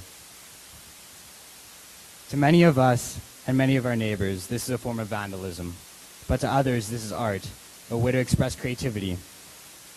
For a lot of these artists, it's not about infringing upon private property.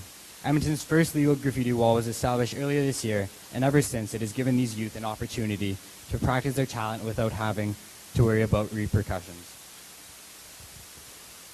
Some youth become transient, and this is not the picture we want youth to be living. Youth need a reason to stay and to build relationships.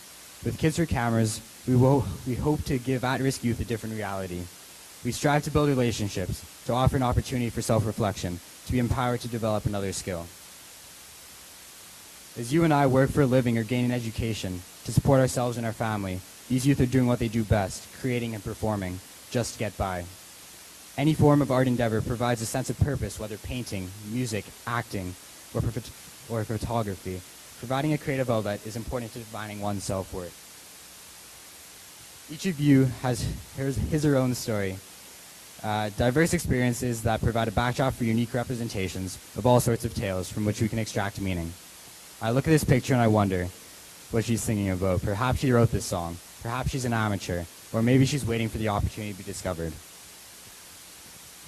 Have you ever witnessed a spontaneous event that you wish you could have caught on camera?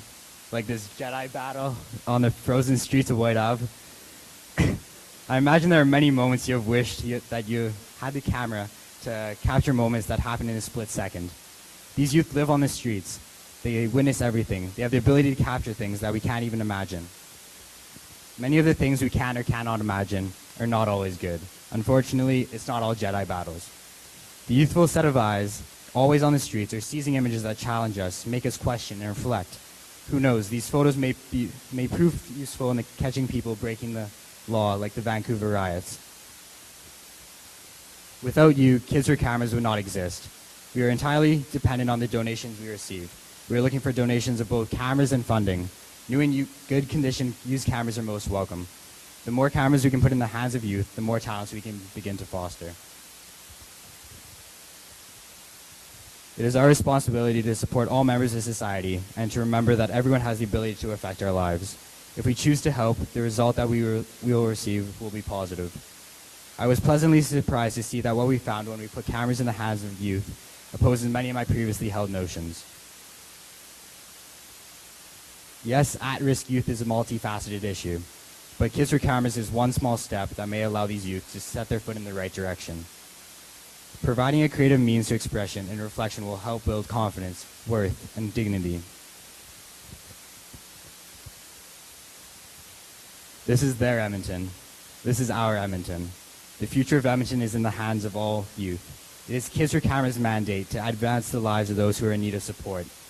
We want our future to be the very best it can be. Thanks.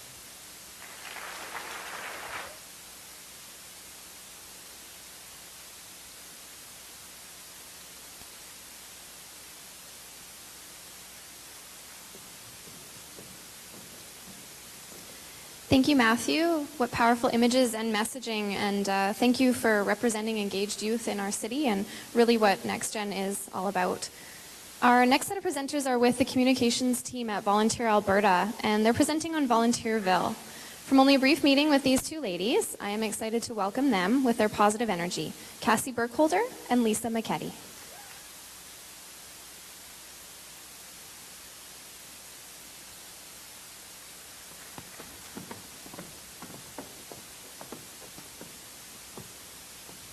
Volunteerville, what does that mean to you? Are you thinking about volunteers? Are you thinking about a village? Maybe you're thinking about citizenship.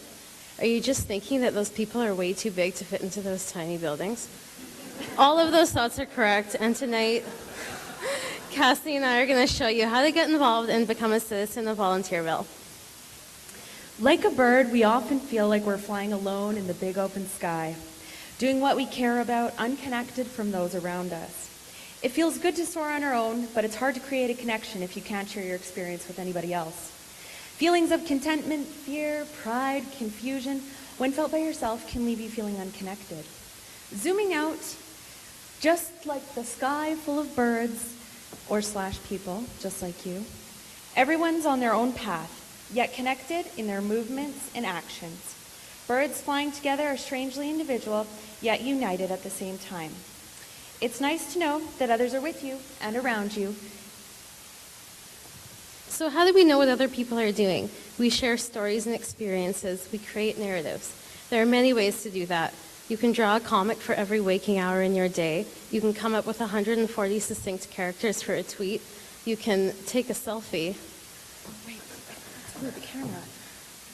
Okay, go. Or you can just tell a story. Sharing your story builds your community. We create our stories by doing the things we love, spending time with our friends and family. We also create our story by supporting the things we care about and also by volunteering. Volunteering is a way that people make a difference and make meaningful contributions to their communities. The numbers speak for themselves. Over half of Albertans volunteer an average of 140 hours per year, which is one of the highest volunteerism rates in the country. This means millions of people give their time to organizations and causes that they care about. Like saving your sister from a certain death. As noble as it may be to step up and represent your district, thankfully we live in a society where there's more choice and more opportunity. So instead of volunteering for tribute for the Hunger Games, and surely never coming back, why not volunteer and give back? There are lots of different ways to volunteer, like being a big sister, using your skills to serve on a board, or volunteering for a rescue group to help animals find their homes. The gals in this picture have a story that probably informed their volunteer experience. They volunteer for this organization because they care about it and it means something to them. How do we tell that story? We capture it. I share my dog Lando's adventures on social media all the time. Like all the time. Probably too much. All the time. When other people comment on my pictures of Lando, they become involved and they become part of my story. This creates a community narrative that everyone can participate in. Everyone is a storyteller, and everyone tries to be, of varying degrees of success, I'll give you. But before there was storytelling, and before there was text, there was storytelling. And it was necessary to share lessons, send messages, understand social norms and values. Storytelling is so powerful that it's actually worth billions of dollars and has actual economic impact. Look at Tumblr, blogs, Twitter. What happens if you don't tell your story? Well, somebody's probably going to tell it for you, and they may get it wrong. For instance, 1 in 4 Americans still believe that Obama is Kenyan. This is a true fact. Stories shape the information into meaning, and they're our emotional glue that connects our communities. If you don't tell your story, you risk losing it. So my grandma made the most amazing biscuits, but she never wrote down the recipe. She never really needed one. So one day my mom asked her to make them, and she measured out the ingredients for her and wrote everything down and created a recipe. If she hadn't done this, that recipe would have been lost. Once that recipe was done, she passed it along to me, and now I can share it with my friends and family and eventually with my kids. So this is why we need to share, just like we did in the sandbox in kindergarten. A lot has changed since then, and there are lots of new ways to get your message out. For those on the receiving end, they vicariously experience your narrative. Telling the story is only one side of the coin. On the other side is listening. It's hard to say which one is more important. Without one, the other is irrelevant. It's a whole chicken and the egg scenario. What happens when a story falls on deaf ears? Hey, Cassie, I've got this great story to tell you. Do you want to hear it? Not really. Oh, okay. Alternatively, hey, Cassie, I've got this great story to tell you. Do you want to hear it? Totally. Okay. Well, last year I volunteered at Folk Fest, and I got a free pass to the whole weekend, and I shared my pictures on social media, and people loved it. I think I'll do it again. Oh my gosh. Can I get on your crew? Totally. Yeah. Wow, I feel really great and inspired by that. Cassie really shared in my enthusiasm, and sharing was really great. I feel super good about doing that. This is the power of an image. This photo tells many stories. The triumph of being an Olympic champion, the sacrifices a family makes for pursuing their dreams, the relationship between two brothers. It's very inspiring. And if I know Lisa, and she loves the Olympics, she might actually be crying right now. So now you can see the whole picture. Volunteering, then capturing and telling, and then finishing off with sharing and inspiring. You could even say that it's like a feedback loop, heading back to volunteering at the top. This is what we call Volunteerville. So for many of us, volunteering is a part of our lives that we never share and never celebrate. So Volunteerville is your chance to share those experiences with the world. When you use the hashtag Volunteerville on Twitter or Instagram, that picture or tweet are going to show up here on this website, volunteerville.ca. It doesn't quite look like this yet, but it will very soon. So by doing this, it allows you to share the stories of the impact that volunteers make in your community. So if you can't tell, that's Questlove. He's hashtagging it up. So follow us on Instagram and Twitter at Volunteerville to get updates about this campaign. It's going to be launching in a couple weeks. Use the hashtag Volunteerville, share your experience, tell your story, and let's make volunteering go viral. Thank you.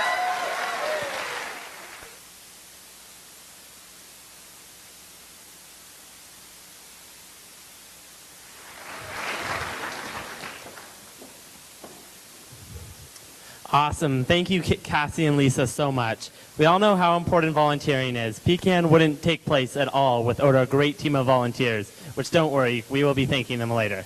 NextGen fully operates completely on volunteers, and we feel the spirit of volunteerism every day, and we will be sure to be joining this cause in this spirit. Our final presentation tonight might spark some ideas, and you might be familiar with the topic of flags if you were at our last Pecan 17, Designing Downtown, which we took nationally. Jabir Devji, the account executive of Aurora Flags, is going to take this topic one step further for us tonight.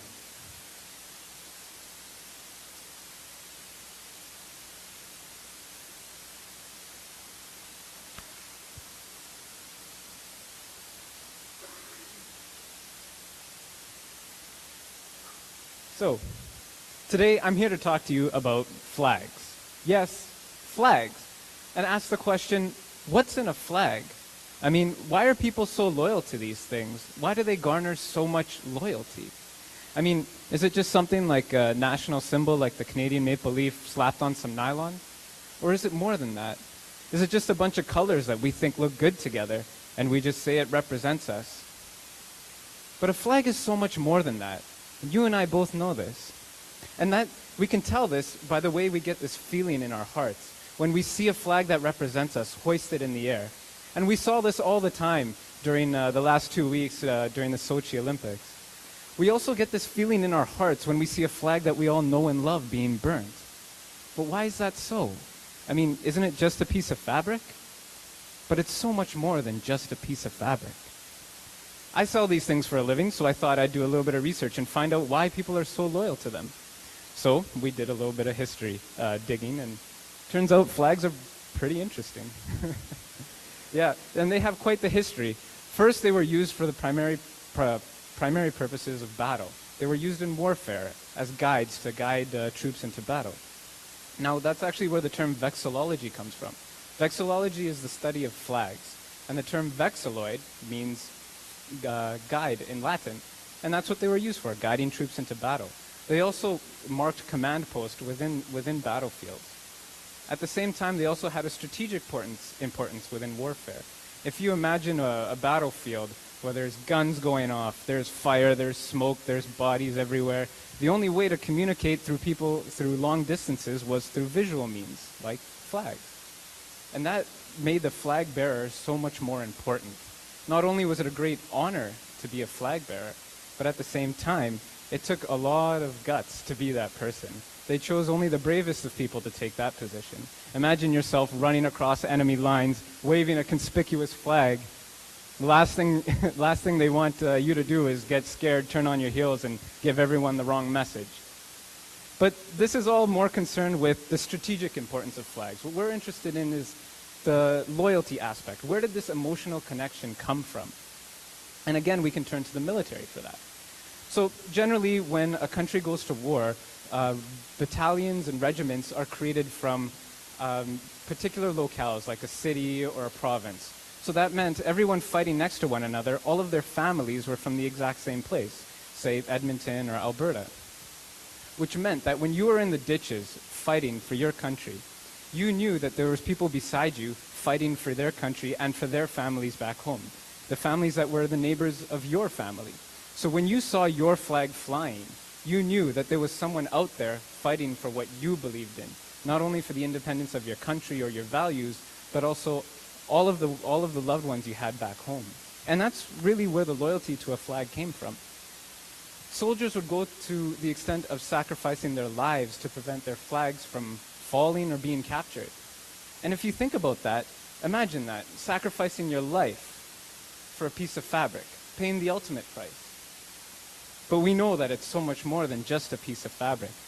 This even extends to the Canadian military. This is a picture of the Princess Patricia Canadian Light Infantry flag that was flown at a lot of different operatives during World War I. It was so, the patrons of this flag endeared it so much that they nicknamed it the Ricadamdoo, and songs were written about it from then all the way until now. But in our more modern context, we think more about national flags when we say flags. And national flags have the same amount of loyalty attached to them as military flags did. But there's also a lot of symbolism there. A national flag is quite literally a physical manifestation of everything that a country is about, from their history to their geography to their culture and their values. For example, the previous flag, South Africa, and this one over here, Rwanda, both of these countries had a fairly dark recent history. And they both decided to come up with new flags as they turned the leaf in their course of their country. So not only were they paying tribute to the past, but at the same time looking forward to their future. So you can see how a flag really has this type of symbolism in it.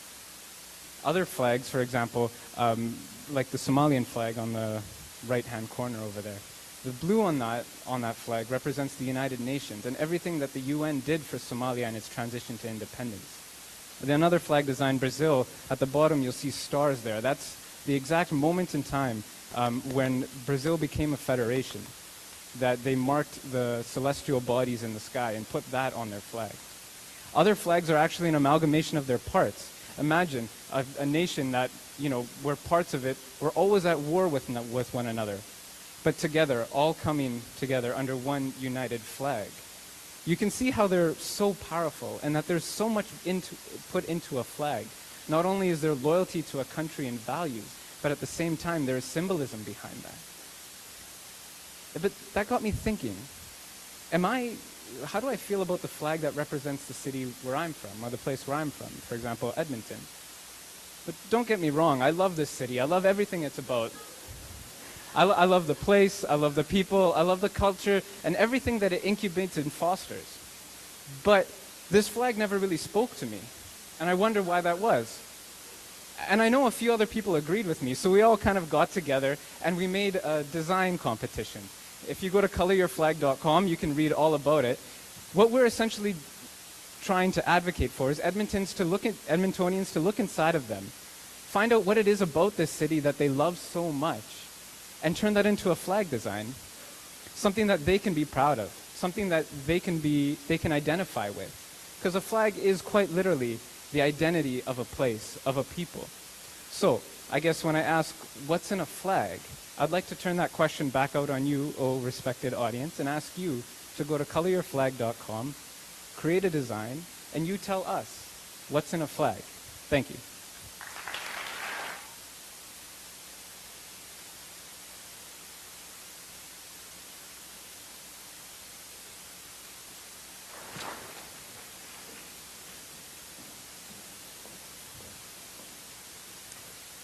Thanks, Jabir.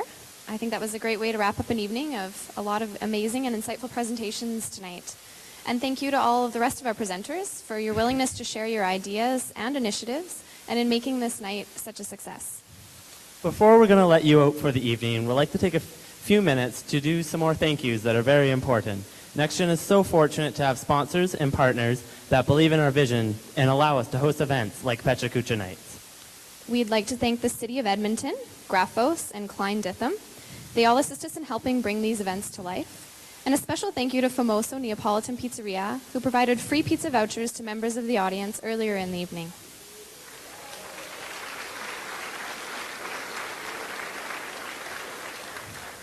We are also always looking for developing new partner and sponsorship opportunities. And if you are interested or for more information, please don't hesitate to contact Edmonton's NextGen by email at nextgen@edmonton.ca, or take a moment to go and chat with one of our volunteers at the booth in the lobby after the show, and they'll be delighted to talk and share our vision with you. Of course, we just want to give another big thank you to all of tonight's presenters. Let's give them another big round of applause.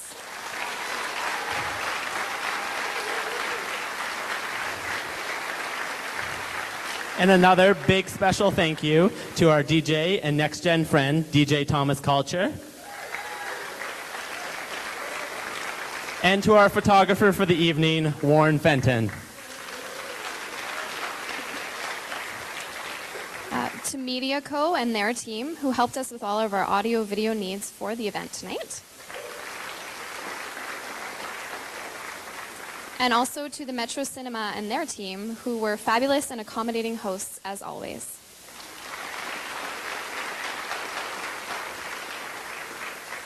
And one of the most important huge thank yous that we would like to give out is to our amazing and dedicated volunteers of the PKN Organizing Committee. Please give them a huge round of applause.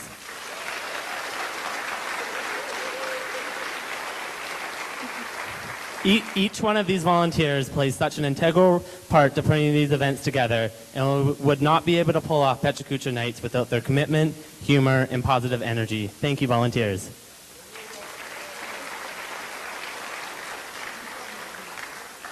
Finally, we wanted to let you all know that we host 3 of these Pecha Kucha Nights a year, and our next PKN 19 will be held in June in celebration of NextGen Month. NextGen Month is all about engaging NextGeners to be part of their community, and we will be planning and highlighting special events and opportunities in June. So look forward to finding more information about that. Look for more details to come on NextGen Month events and PKN 19 on our website and social media. With that, we will wrap up our event for the evening with one final thank you to you, the audience, for taking time to come out and support us this evening.